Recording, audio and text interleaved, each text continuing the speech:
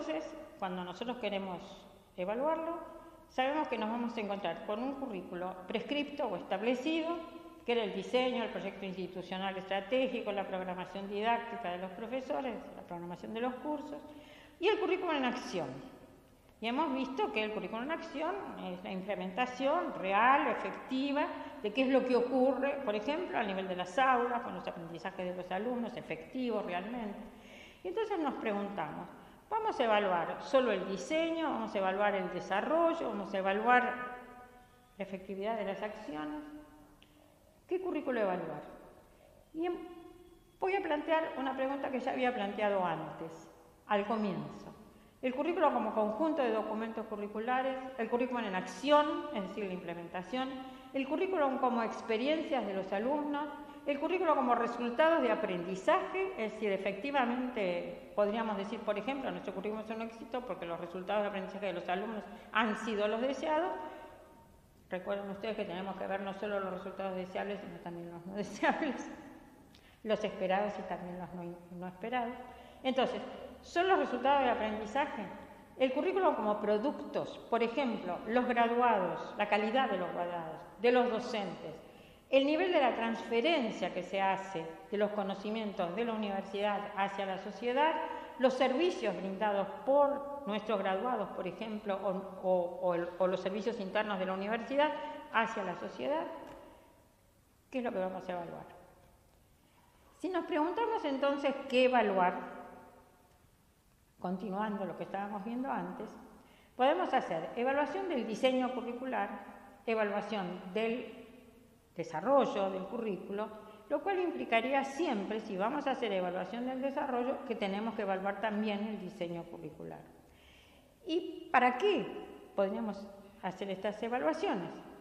Digamos, para programar el currículo o para cambiar el currículo.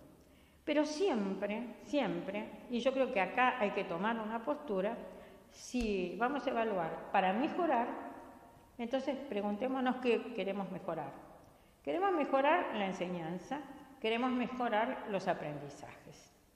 Si mejoramos la enseñanza, a veces logramos mejorar los aprendizajes. Y a veces para mejorar los aprendizajes es necesario que revisemos nuestras maneras de enseñar. Bien. ¿Por qué evaluar entonces el diseño y el desarrollo curricular? Nos preguntaremos, ¿son satisfactorios?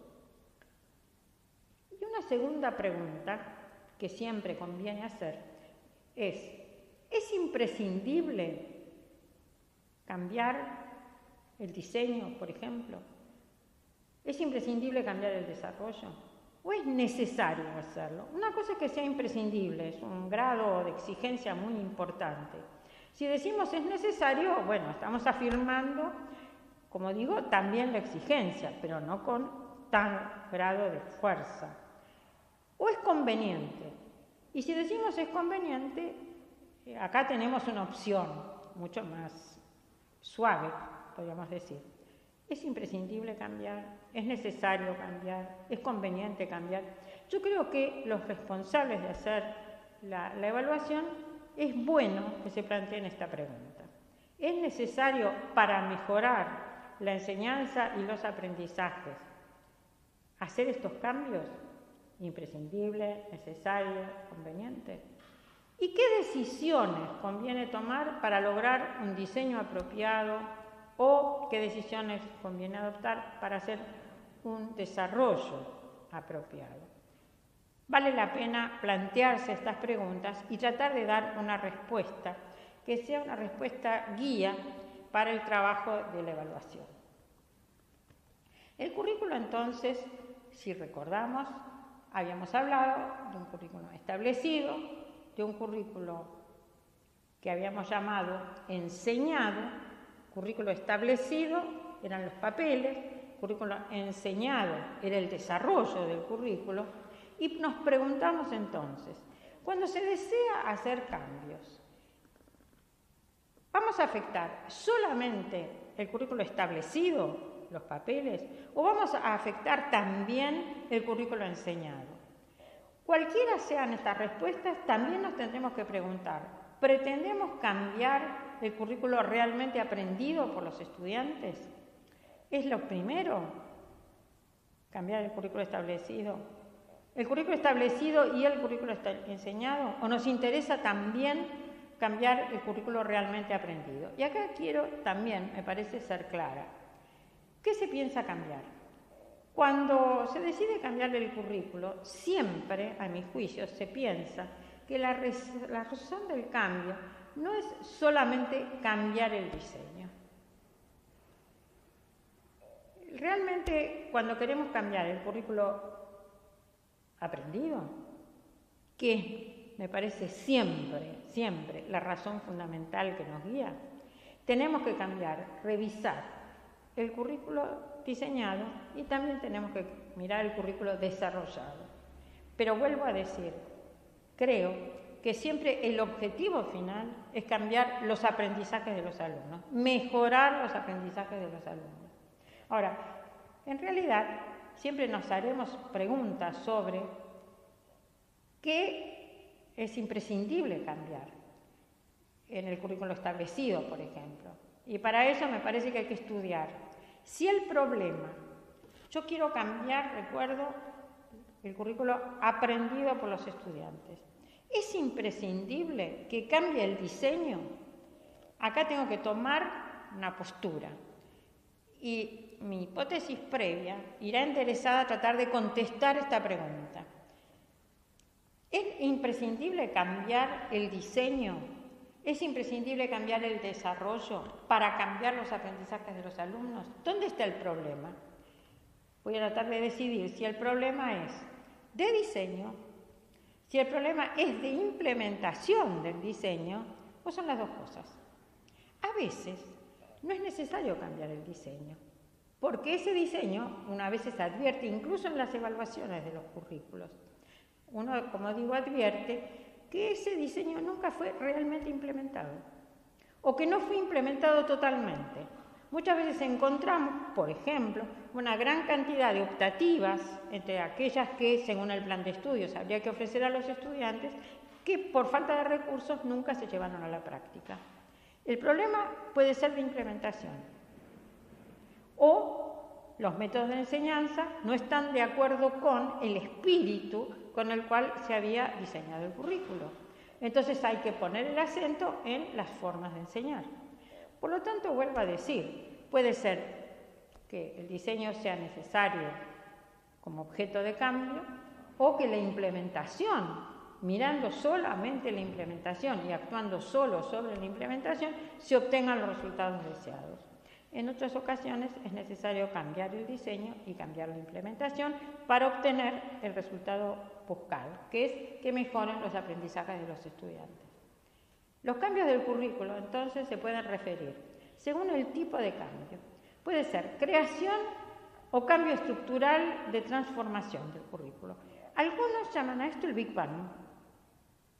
Cambio estructural, cambio total, cambio muy fuerte, de gran impacto. Estos cambios se llaman cambios de segundo orden, porque los cambios de primer orden son más bajos. Un cambio superficial, por ejemplo incremental, sería dar más de lo mismo, que puede ser agregar, por ejemplo, algunas materias que ahondan la formación, profundizan la formación en un área determinada, que ya está presente en el currículo, pero que se advierte que no alcanza lo hecho para obtener los resultados buscados. Este es un cambio más de lo mismo, que implica cambio de primer orden. Otro cambio de primer orden también, relativamente superficial, es el cambio de corrección, por ejemplo, o de resolución de algunos de los problemas que puede haber. Pequeños cambios, a veces nada más que cambio de asignatura, una por otra. Como digo, el anterior, el incremental era colocar más materias de algo que ya se está haciendo. En este caso sería sustituir a veces una de las materias de las asignaturas que se están dictando por otra asignatura. Pero vuelve a ser un cambio de primer orden, es un cambio menor. En cuanto a los modos en los cuales se producen estos cambios, se pueden dar por desarrollo que sea planeado, es decir, que se decida hacer un plan para que estos cambios se produzcan, o puede ser un cambio emergente. planeado, muchas veces, como vamos a ver, ha sido planeado previamente. Hay currículos en donde se establece que van a ser objeto de evaluación cada 5 años. Existen estas decisiones, que son decisiones que se adoptaron en el momento que se diseñó el currículo. Acá nos encontramos en cambios posibles que fueron planificados porque se dice, se van a evaluar cada tantos años y, por lo tanto, van a producirse cambios en el caso de que sea necesario. En otros casos no es así, sino que se advierte la necesidad de producir cambios, por lo llamamos desarrollo de cambios emergentes, porque no fueron planificados, pero se hace consciente la necesidad de introducir algunas modificaciones. También respecto de cómo son los alcances que va a tener este cambio, como dijimos, en algunos casos son pequeños, en otros casos son mayores, puede ser efecto de evaluación el currículum completo. Decimos, vamos a evaluar el currículum completo de una carrera determinada en todos sus aspectos. Y esto presupone que uno tendrá que pensar en otro nuevo modo de formación, un nuevo proyecto para la formación de una carrera o la creación de una carrera. En este sentido, la evaluación se efectuará, por ejemplo, si se crea una carrera, en un currículo nuevo, en gestación, ex ante, y entonces tendremos que mirar todos los aspectos, todas las dimensiones de ese currículo. Pero en lugar de ser el currículo completo, se puede trabajar con una parte del currículo que uno considera especialmente significativa y que le interesa que sea objeto de evaluación para ver si es necesario programar o mejorar, cambiar de una manera sustancial o menor, según resulte, ese aspecto del currículo. Puede ser, como digo, una etapa, cuando uno dice el primer año, o dice el primer ciclo, o dice el ciclo profesional, según la estructura del currículo de que se trate, o puede ser una dimensión. Por ejemplo, interesa modificar la formación en las ciencias básicas, o interesa incluir competencias blandas, por ejemplo. Entonces, es un aspecto que se evaluará en el currículo para programar o reprogramar su desarrollo. Puede ser una dimensión, un aspecto, un componente determinado de los componentes que en el módulo anterior nosotros vimos que había que incluir en el currículo. También puede tratarse de una subdivisión del currículo. Por ejemplo, en la creación, como ha pasado, de segmentos de una carrera mayor en los cuales se van generando nuevas carreras que representan solamente una parte de la formación más general que se daba en la carrera anterior. También puede ocurrir que se combinen carreras en donde se toman algunas materias de una carrera y materias de otra carrera y se genera una nueva carrera como combinación de dos carreras anteriores. Todos estos casos existen y cuando uno piensa entonces qué alcances tiene la evaluación, en estos casos hay que adecuar el proyecto de evaluación, el plan de evaluación, a esos objetivos que se están persiguiendo que pueden ser diferenciales. Vamos a tratar entonces cuestiones relacionadas con la evaluación y nos preguntaremos por el currículo, el diseño y desarrollo del currículo, la evaluación y la autoevaluación. La evaluación del diseño curricular nos lleva a hacernos algunas preguntas. Vamos a empezar haciendo algunas preguntas básicas. ¿Pensamos que el diseño curricular, por ejemplo, vigente, es satisfactorio? ¿Es necesario introducir cambios para mejorarlo? ¿Cuáles son nuestras hipótesis? Dije necesario, imprescindible, conveniente. ¿Qué es lo que estamos buscando? Empezamos con algunas hipótesis. ¿Qué decisiones conviene tomar para lograr un desarrollo apropiado? Bueno, cuando nosotros hacemos una evaluación, estas preguntas tienen que tener algún tipo de respuesta. Ahora nos preguntamos, ¿y entonces quién va a hacer la evaluación? La evaluación va a ser una evaluación interna, autoevaluación.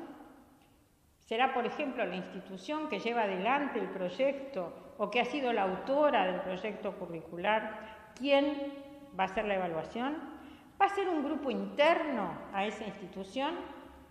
En ese caso decimos que se trata de una autoevaluación, ya sea un grupo interno, el encargado, o todos los que participan de esa carrera, quienes van a intervenir en la evaluación. Pero también puede ser una evaluación externa o heteroevaluación, en donde un grupo externo, que pueden ser un organismo o pueden ser un grupo de evaluadores externos a la institución, quienes se van a ocupar de ver si ese currículo está siendo bien llevado a la práctica y si se justifica el diseño que en ese momento está en vigencia. También existen casos de evaluación interna y externa. Por ejemplo, conocemos los casos, el sistema universitario hoy los conoce bien, en donde la institución hace una autoevaluación que presenta un organismo externo, el organismo externo hace una evaluación externa de esa autoevaluación y entonces trata de ver si está bien hecha, si está justificada, qué medidas se tomarían para la mejora, por ejemplo. Hay una combinación entonces de evaluación interna y evaluación externa. La evaluación puede ser evaluación externa, como dijimos, y evaluación interna. Otra pregunta es, ¿cuándo se evalúa? Antes mencioné los casos en donde hay una planificación previa de la evaluación. Por ejemplo, como decía, una resolución de aprobación del plan de estudios en donde se dice que será evaluado cada 5 años o cada 7 años o una vez que 2 promociones, que sería lo más correcto porque es lo más representativo, 2 promociones completas han concluido con el cursado y la aprobación de ese currículo. Hay otros casos en donde no se planificó previamente. Por lo tanto, a esto se une esta definición acerca de si se evalúa antes, durante o después. Antes dijimos ex ante, después dijimos ex post, pero también hay una evaluación continua que es durante. No vamos a esperar a que salgan las 2 promociones, sino que vamos a ir haciendo una evaluación para saber cómo funciona este currículo, este proyecto de formación en el cual nosotros estamos embarcados. También tenemos que diferenciar los tipos de evaluación. Y acá tiene mucho que ver con los métodos, pero al menos algunos datos tendríamos que tener. Pensamos hacer una evaluación con grupo de comparación o sin grupo de comparación. Por ejemplo, nosotros conocemos algunos casos en donde se ha hecho una modificación muy importante en el currículo, pero la universidad optó ya no por ponerlo simplemente en funcionamiento, sino seguir con el currículum anterior y ver si el nuevo currículo producía resultados semejantes a los del currículo anterior o mejores, para tomar finalmente una decisión respecto de si se quedaba con el nuevo o seguía con el viejo.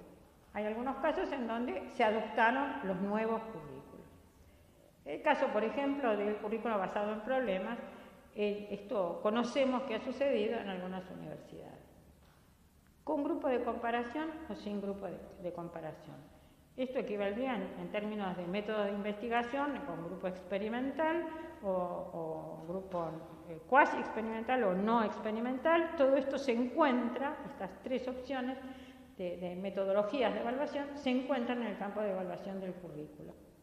También la evaluación puede ser censal o no censal. Cuando es censal es porque se tiene en consideración a todos los estudiantes que son estudiantes de ese proyecto de formación. Y es no censal cuando se toma una muestra de estudiantes para hacer la evaluación. Así que acá estamos diciendo opciones de métodos de tipo de evaluación con grupo de comparación o sin grupo de comparación, censal o no censal. Y también tenemos que tener en cuenta para las evaluaciones si el currículo abarca a todos los alumnos sin diferencias, es decir, si es un currículo uniforme. Con lo cual, podríamos hacer una evaluación por muestra, por ejemplo, sin necesidad de recurrir a una evaluación censal. Pero si el currículo presenta partes comunes para todos los estudiantes y partes diferenciadas, esto también tendríamos que tenerlo en cuenta a la hora de elegir con qué plan de evaluación vamos a trabajar, porque tendrían que estar representados todos, los que tienen aspectos comunes y aquellos que tienen partes diferenciadas. Así que más difícil trabajar cuando tenemos un currículo flexible, con opciones, abierto, con opciones para los estudiantes. La evaluación tiene que tener en cuenta estas cuestiones. Podemos decir entonces que podemos comparar grupos al interior de la universidad, al interior de la facultad, al interior de la carrera, que podemos comparar con alumnos de otras instituciones, por ejemplo, comparar graduados en unas instituciones y en otras instituciones, pero lo que no podemos comparar es con grupos que nada tienen que ver, con grupos que son totalmente diferentes, porque no sabemos cuáles son las variables que están actuando para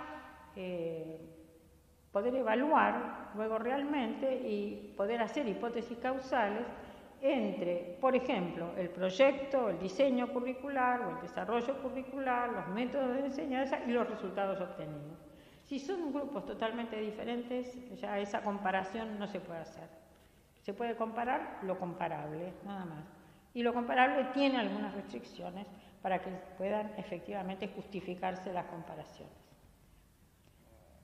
Es muy importante, como dije, recoger buena información y analizarla adecuadamente. Por eso, cuando vamos a empezar a comenzar la idea de que tenemos que hacer una planificación de la evaluación, una de las primeras preguntas que nos tenemos que hacer es si hay información previa. A veces nos encontramos que ha habido alguna evaluación de algún aspecto, que hay algunos informes de evaluación, o a veces que hay informes de evaluación hace algunos años completos acerca del currículo anterior, del currículum vigente. Es decir, a veces hay informes hechos o sobre todo el currículo o sobre alguna de las partes del currículo. Entonces, si no hay información previa, bueno, no la podemos tener en consideración, obviamente, pero si la hay, sí la tenemos que analizar. Y acá tendríamos que mirar si se refiere solo a algunos aspectos o si es en todos los aspectos. Si es en algunos aspectos, esto lo tendremos que tener en cuenta y sabemos que no lo podemos generalizar, que lo tenemos que tener en cuenta cuando evaluemos esos aspectos en particular. Y también, cuando queremos comparar informaciones, cuando tenemos serie de comparaciones, tenemos que mirar si se refieren a los mismos alumnos o se refieren a alumnos, por ejemplo, de distintas promociones. Si son los mismos alumnos, la comparación es más estable, más sencilla. Si son alumnos diferentes, bueno, acá tenemos que tener en cuenta que alumnos diferentes pueden ser diferentes, que promociones diferentes pueden representar culturas diferentes de los estudiantes. La comparación en esos casos no es tan sencilla. Aun cuando a veces los números parecen ser solo números. Tenemos que mirar qué es lo que hay por debajo de esos números, qué representan los números. También tenemos que tener en cuenta si entonces las informaciones son comparables, dijimos, y los instrumentos que se usaron y que se usan para obtener esas informaciones. Si los instrumentos con los cuales, por ejemplo, queremos mirar calificaciones de los estudiantes a lo largo de los años, ¿se usaron los mismos instrumentos? Y lo más probable es que no. Entonces tendríamos que mirar si efectivamente se parecen, hay que mirar los instrumentos de las evaluaciones para poder comparar las calificaciones de estudiantes como series sucesivas. ¿Son iguales?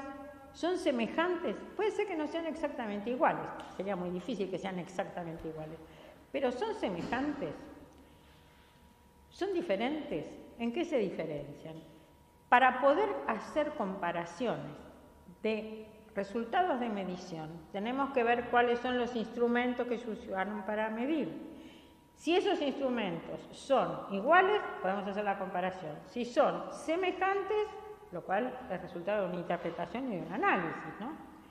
Entonces, hasta cierto punto podrían ser comparables, pero si son diferentes, no se pueden comparar. No se pueden comparar. porque las comparaciones no proceden.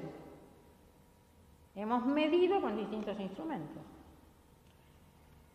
Recoger y analizar la información implica poder establecer un registro en términos de cuáles son los resultados obtenidos y en qué tiempos.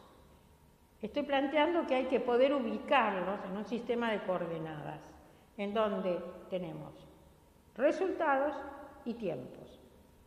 ¿Se observan cambios de tendencia? ¿Se observan saltos de nivel? ¿Se observan cambios de tendencia y saltos de nivel? Les voy a decir que si hay cambios de tendencia, a veces si la información realmente es aceptable y es comparable, el salto de tendencia puede estar indicando algo.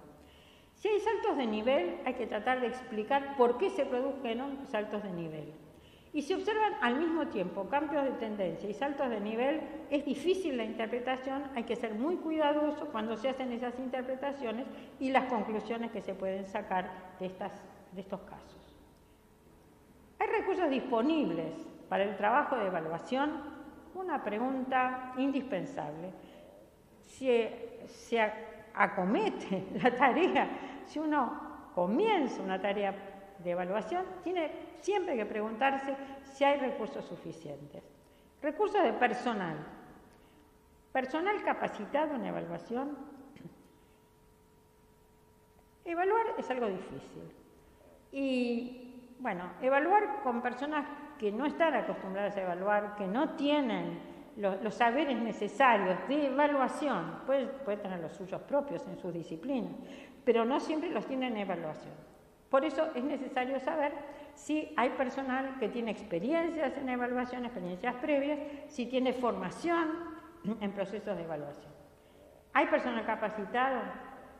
El personal no está capacitado en evaluación. Hay que pensar también cómo se resuelve esta situación. ¿Hay personal de apoyo administrativo? Todas las evaluaciones requieren apoyo administrativo. ¿Hay personal profesional en el campo de la evaluación, de la estadística, de la investigación en educación? Los recursos de personal son importantísimos. También recursos de tiempo. ¿Hay tiempo disponible? Los docentes, por ejemplo, que participan en el trabajo de evaluación, además de dedicarse a la docencia, a la investigación, a la extensión, ¿tienen tiempo para trabajar en cuestiones de evaluación? ¿Cuál es la urgencia con la cual se está pensando en realizar la evaluación? Los resultados, ¿para cuándo deben estar? ¿Hay tiempo suficiente? Ya habíamos dicho esto. Y el tiempo del personal, a quien esta tarea generalmente se convierte en sobreagregada. ¿Están disponibles? ¿Podemos contar con que ese personal disponga de tiempo suficiente? ¿Hay los recursos de dinero necesarios?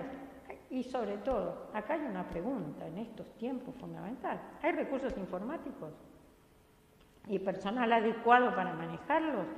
Porque hay muchas cuestiones que tienen que ver con la evaluación de muchos aspectos del currículo en donde el recurso informático es conveniente, muy conveniente. No quiero decir que sea absolutamente indispensable, casi diría, puede ser, en la medida en que facilita mucho el trabajo, puede ser necesario.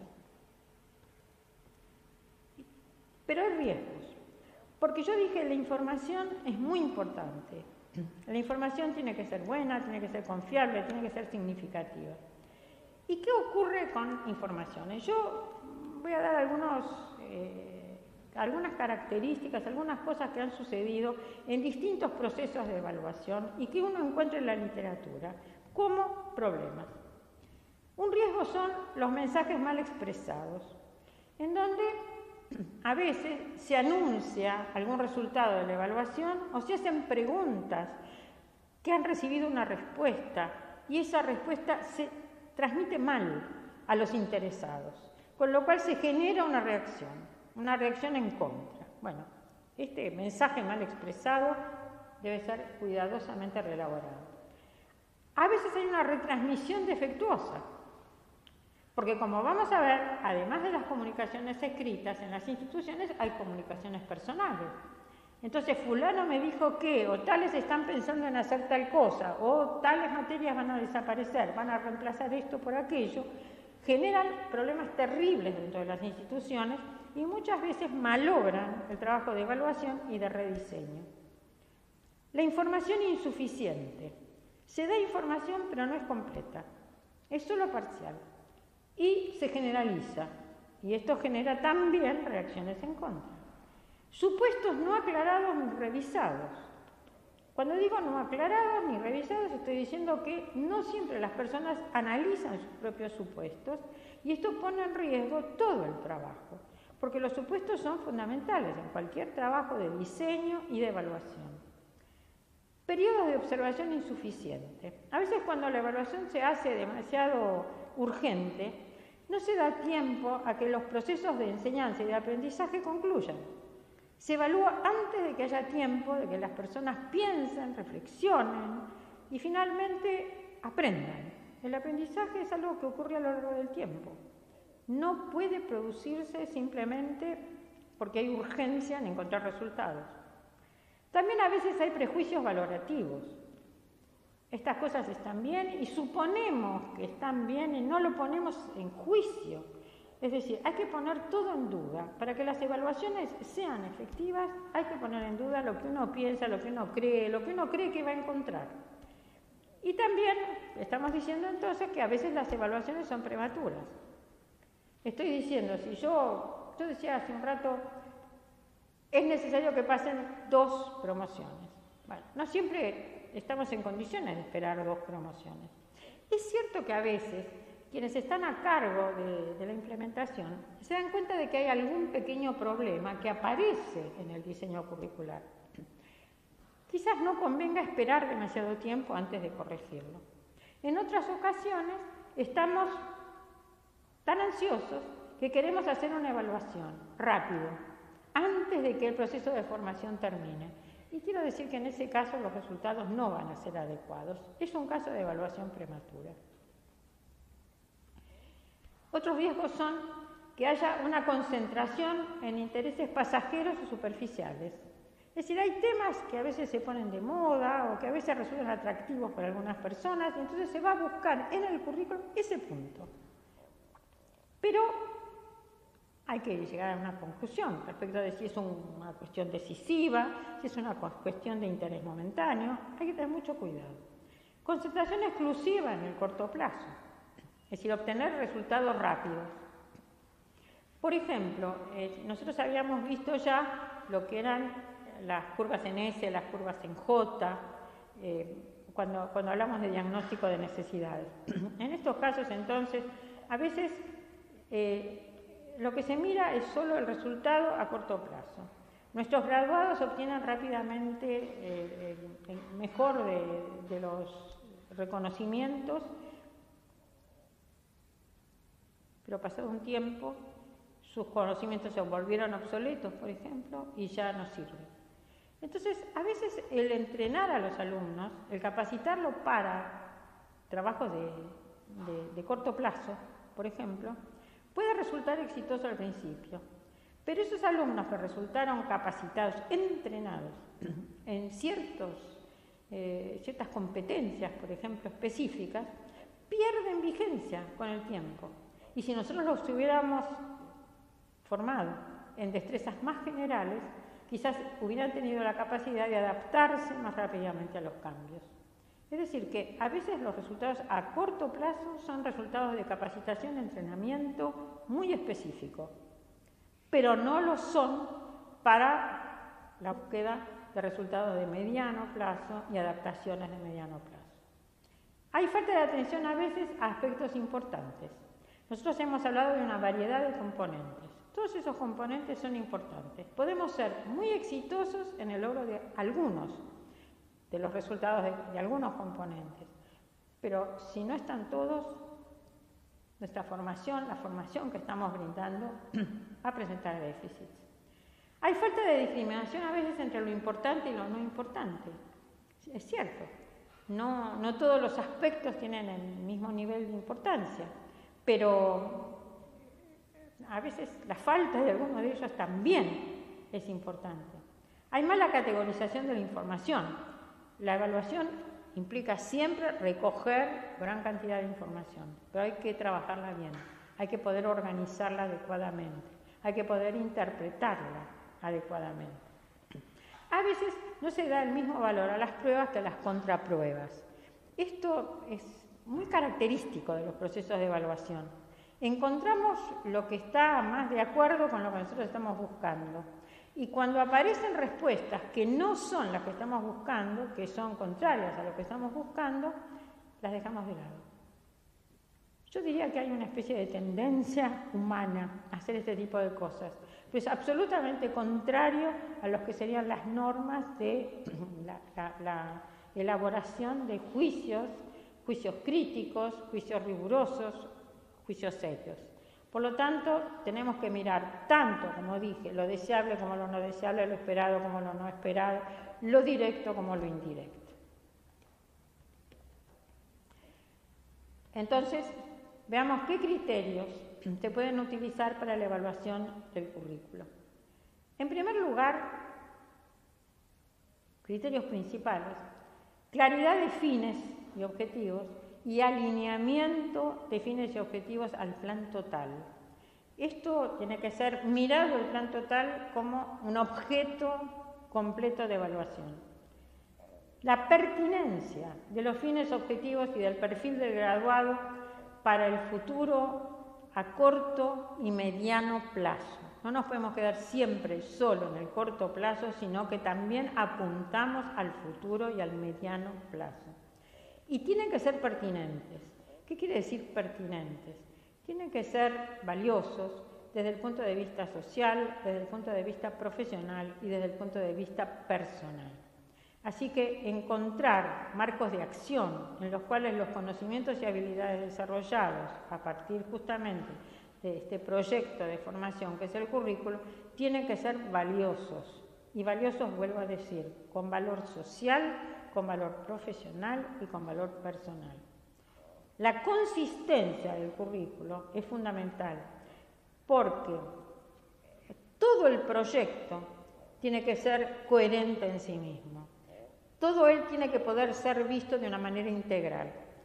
Y acá no debiéramos olvidar que una de los grandes formas, los grandes principios con los cuales uno puede elaborar un currículo son los denominados principios rectores.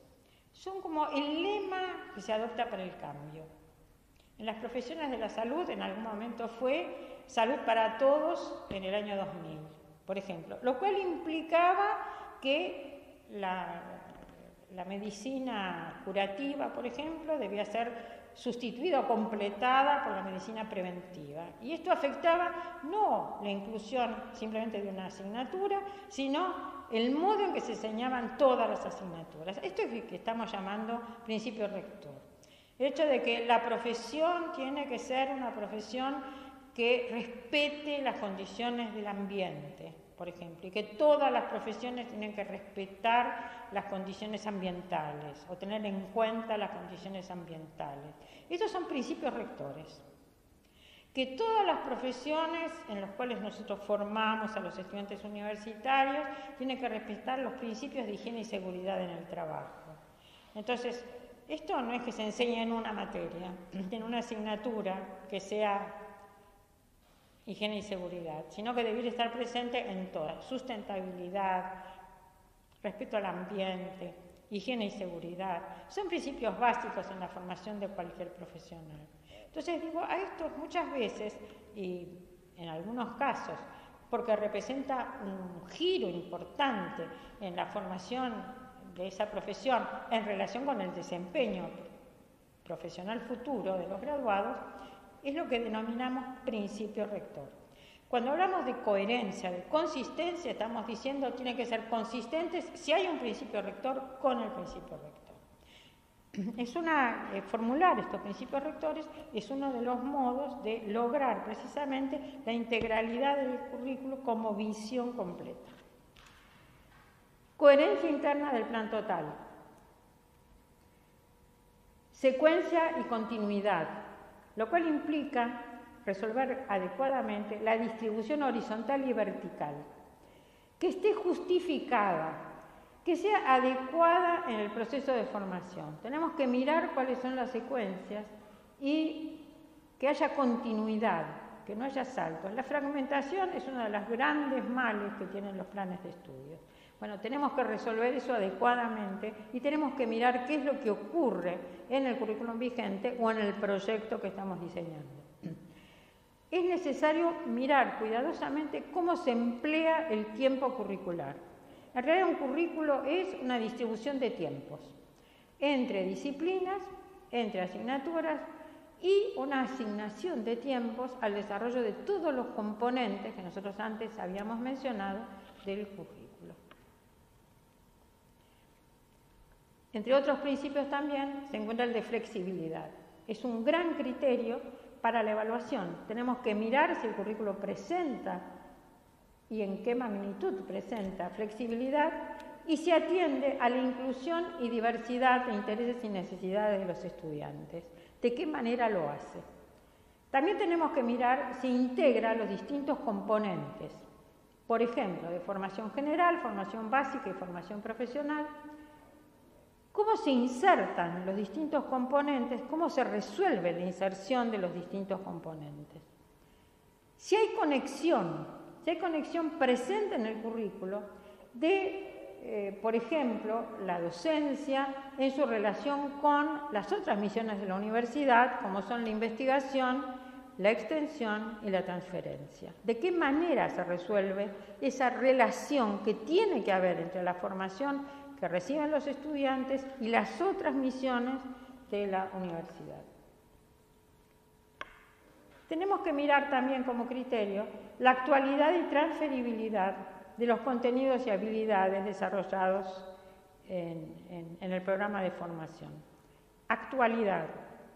Tenemos que mirar. Y como se ha hecho alguna vez, para poder conocer la actualidad, a veces no basta con mirar el diseño curricular, sino que es necesario mirar el desarrollo, lo cual implica mirar las programaciones didácticas, las formas de llevar a la práctica en los cursos, en la enseñanza, en el aula, en el laboratorio, en los talleres, fuera de la universidad, ese proyecto curricular. La actualidad tiene que mirar también y prioritariamente las evaluaciones, los instrumentos de evaluación utilizados, porque a veces la enseñanza en apariencia parece ser actualizada en los programas, pero hay que mirar las evaluaciones. Las evaluaciones son las que nos van a indicar efectivamente qué es lo que los alumnos se busca que aprendan, y cuando decimos que lo han aprendido, tenemos que pensar cómo han sido evaluados y si esos instrumentos de evaluación realmente nos permiten saber si efectivamente esos aprendizajes se produjeron. También otro criterio es la adecuación de las estrategias de enseñanza al proyecto curricular, porque es indispensable que nosotros sepamos cómo se enseña en las clases y si los métodos de enseñanza son adecuados a los puntos de vista pedagógicos. Dijimos que los principios pedagógicos son uno de los referentes precisamente de la calidad del currículo. Y la adecuación también de los materiales didácticos, el uso de tecnología educativa, el empleo de equipamiento en la enseñanza, son criterios que tenemos que tener en cuenta a la hora de evaluar ya sea el currículum vigente o ese proyecto que pensamos poner en práctica. Tenemos que tener en cuenta el régimen de cursado. Si está bien fundamentado, porque el cursado tiene que ver con cuestiones muy delicadas que efectivamente condicionan también la calidad de la enseñanza y del aprendizaje de los estudiantes. Por eso, el régimen de calificaciones y promoción tiene que estar bien justificado, tiene que ser claro. La definición tiene que ser muy clara de los puntos de vista y los principios sobre los cuales está basado el régimen de calificaciones y promoción. Tiene que estar muy bien organizado y queremos claridad porque tiene que estar muy bien comunicado. Lo tiene que conocer perfectamente, sin dudas, ni distintas interpretaciones, al menos interpretaciones totalmente diferentes, docentes y estudiantes. La eficiencia en el logro de los resultados esperados, eso es lo que podemos medir ex post. Es decir, que cuando estamos hablando de un currículo que ha sido efectivamente llevado a la práctica o está siendo efectivamente llevado a la práctica, podemos mirar cuál es la eficiencia. Antes no lo podemos hacer. En una evaluación ex ante no podemos hacer una evaluación de la eficiencia. Sí podríamos tratar de establecer previamente, porque es ex ante, podríamos hacer una planificación de la evaluación futura diciendo cómo mediríamos la eficiencia de ese currículo. Pero ponerlo en práctica efectivamente implica que está funcionando, o está funcionando o ha funcionado. Perdón. La relación de la duración cercana a la duración teórica establecida es otro elemento que nosotros tendríamos que tener en cuenta, porque es muy corriente que no coincidan, que la duración teórica sea mucho más breve que la duración real para los estudiantes, en cuyo caso hay algunas cuestiones que tendríamos que tratar de mirar. Dije antes que parte de las explicaciones que podría dar una evaluación tiene que ver con explicaciones causales, por qué ocurren ciertas cosas. Uno se podría preguntar por qué no coinciden la duración real y la duración teórica. Ahora, cuando están muy alejadas, yo diría que hay que poner muchísima atención porque a lo mejor se pueden tomar medidas que permitan acercar la duración real a la duración teórica, o que hay que encontrarle algunos remedios que pueden implicar distintas clases de soluciones posibles. Pero ya ahí encontramos un problema que es necesario detectar y ver si se puede solucionar o no.